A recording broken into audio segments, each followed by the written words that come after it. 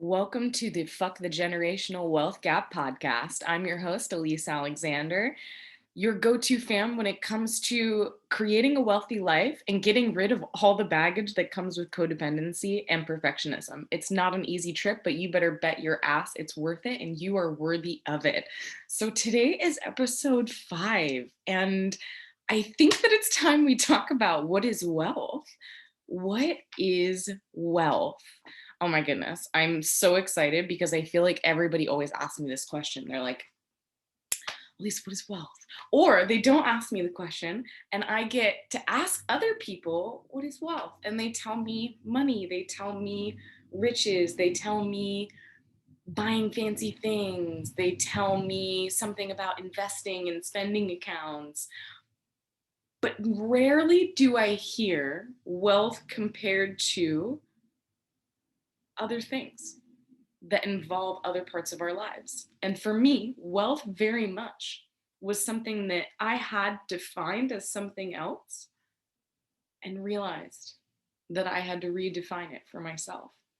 Because every generation is going to have a different definition of different words, right? That's how we all feel about certain things. So, in order to now create a life that feels good to you, we have to redefine certain words. So wealth is going to be one of those words because to me, wealth equals fulfillment. And I have a little bit of a equation that I've kind of created for wealth. Because to me, what wealth is not, it's not just one thing. Wealth is a lot of things. So let's get started. To me, wealth is fulfillment. Like wealth equals fulfillment. And fulfillment equals worth plus purpose plus connection plus service. So I'll repeat that again. Wealth equals fulfillment. Fulfillment equals worth plus service plus purpose plus connection. It's really important that we have a way to be able to look at this because we're all going to be different, right? So what is each of those words mean? For me, in order to feel fulfilled, I need to feel worthy. I need to feel worthy of what I'm doing. I need to feel worthy of who I am. I need to feel worthy of my gifts. I also need to be worthy of what I am being given in return, right? I also need purpose. I need to know that there's something that I'm here to give, that there's a reason I'm on this planet, that there is something that I'm meant to do because I know I'm meant for more. Connection, having deep connections with friends, with relationships, with loved ones, with a soul partner, and also service.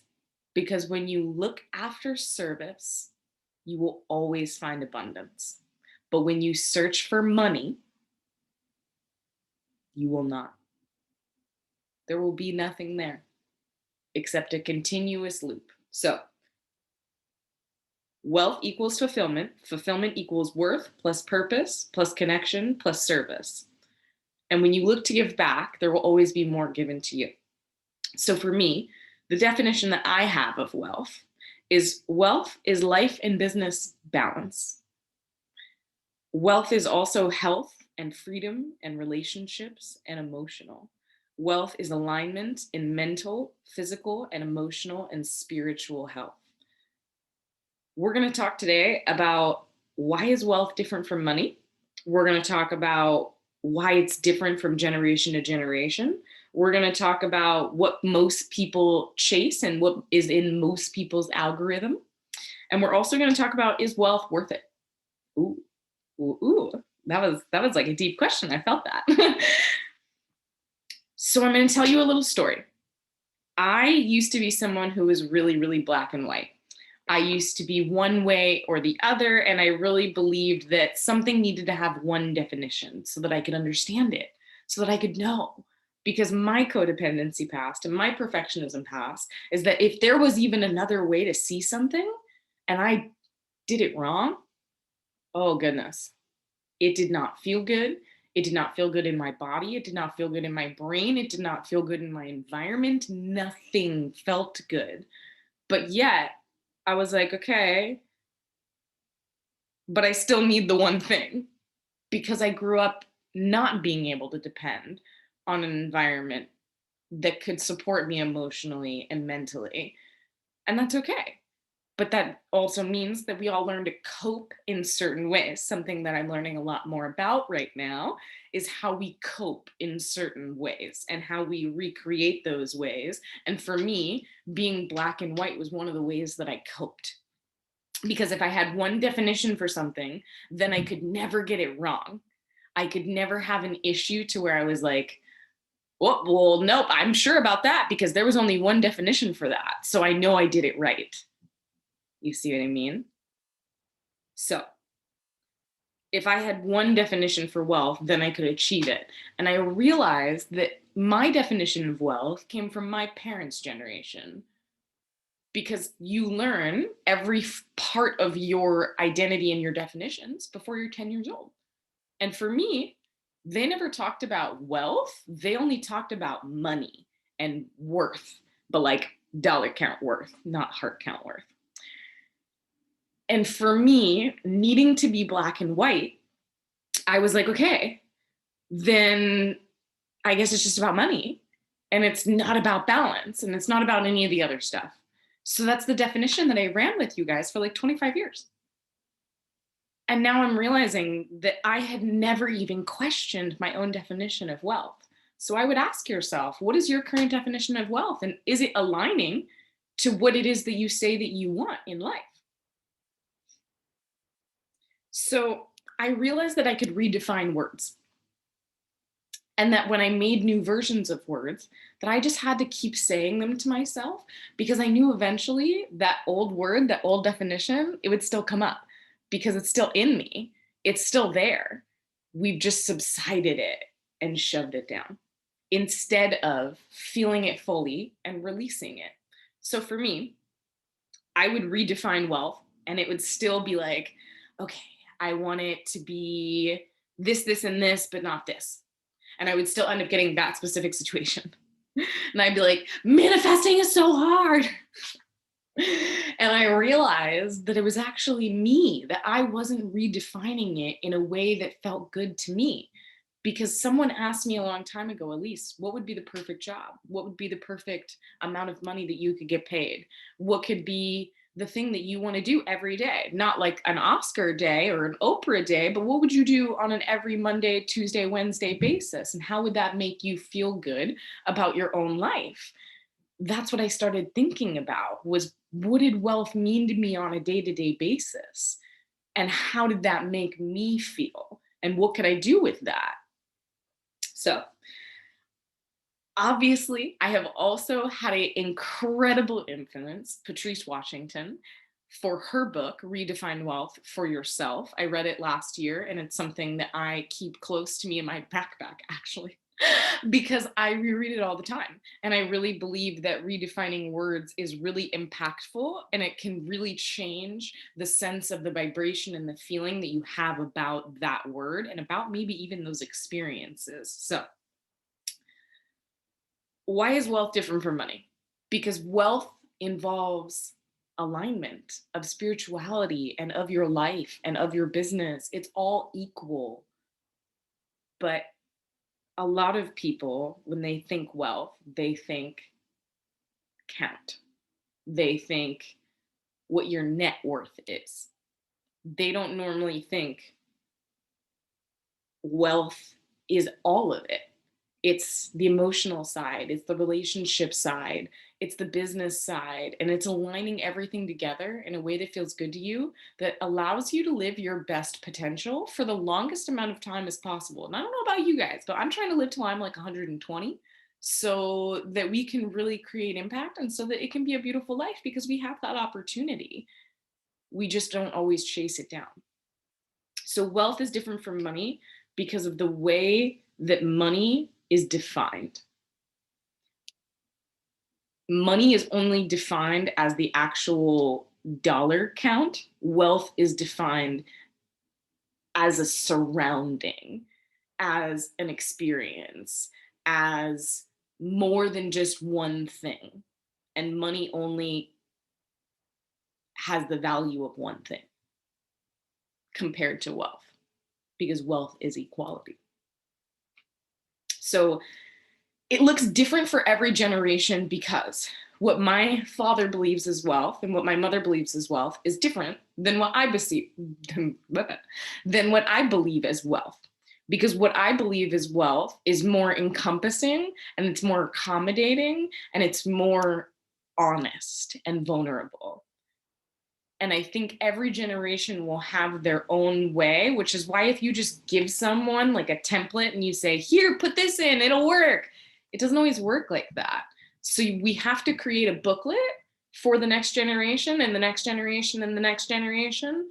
But we also have to work with them in order to get them to understand, because it's the separation that creates the issue. And it's also the not understanding of each other, because we don't, right? We're different generations. We didn't grow up the same way. Each one thinks that they had it harder than the last. And we need to figure out a way to heal that trauma and work at the same time. And that really is where wealth comes to me in a beautiful way, is being able to continue to live your life, continue to work your job, continue to create your beautiful dream of your side hustle, and also continue, because a lot of people quit. You can continue to define what worth means to you and what wealth means to you. Okay. So I'm going to tell you a short story of me deciding that I was going to get out of the chocolate business. I really, really loved chocolate. I love being a chocolatier. It was something I absolutely was passionate about. I still think about chocolate all the time, but it was a really toxic environment. And I really knew that if I didn't get out, that there was going to be an issue. So I decided that I was going to leave the chocolate business and not go back. But for some reason, obviously the pandemic happened. So I needed to get a job, and I didn't have a lot of money at the time. So I realized quickly, okay, like, let's apply to several different jobs. Let's get out of this situation. Let's figure out what works best for you. Let's create more opportunity. So I had applied at one job, really big company, really amazing opportunity. She tells me, would it be okay with you if half of your team didn't like you, and if you were the youngest person in the room, and that they would hate you forever? And I was like, okay, don't think I want this job. The second job, they also offered me the position. And again, it wasn't going to be the right fit. They wanted to take all my intellectual property. And I really wanted that job, you guys. I didn't have that much money at the time. And I didn't get that job either. I chose not to take it. And there was another job that offered me a very similar position. And this was all more money than I had made as a chocolatier at the time. There was another job that was absolutely easy, that was maybe a little bit too easy and uncomfortable. And it was a job that I had for a couple of months. And it really gave me the opportunity to step outside my comfort zone and to be able to continue with my learning and my healing. Because if I would have chosen those chocolate jobs, I wouldn't be able to be your coach today. I wouldn't be able to be here, being able to be a wealth coach today, because I would have been so caught up with what it was that I was doing. But because I chose to take a path unknown and to pick a position that, again, was offering me more money, to work less than I was working as a chocolatier, and to still be able to listen to podcasts that I wanted to listen to still be able to support myself in a way intellectually that could further my purpose and my desire to continue this route, to be who I am, and to continue creating my brand, and to continue to support others in their search and their journey of closing the wealth gap. And I'm so grateful that I took that opportunity. And I'll tell you why, because I realized that even though it was hurting my ability to continue to dream, it gave me the time I needed to be courageous enough to take the leap, to know that I was the one that I could depend on, that I had everything I needed already inside of me. And you don't have to feel worthy of being rich. but you do have to feel worthy of being wealthy. And that's why most people don't do it. That's why most people search for riches. That's why most people are money chasers. Last question: is wealth worth it? It's so worth it. There's no other feeling than knowing like you did something, that you are the person responsible for the beautiful life that you have in front of you, and how much you've overcome, and how much you've accomplished, and how much you have pushed yourself to where you currently are. So, the question that we are going to leave ourselves with today is: have you defined wealth for yourself? And are you willing to have all of your needs met all of the time? Are you willing to have all of your needs met all of the time when it comes to wealth, especially? Until next week, I love you guys. I hope you have a wonderful day. And I hope that if any of this resonated with you, that you leave a comment, or that you post on social media, or that you tell a friend, because it's just about continuing to support all of us together to get to the mountain together. I hope you have a wonderful, wonderful day.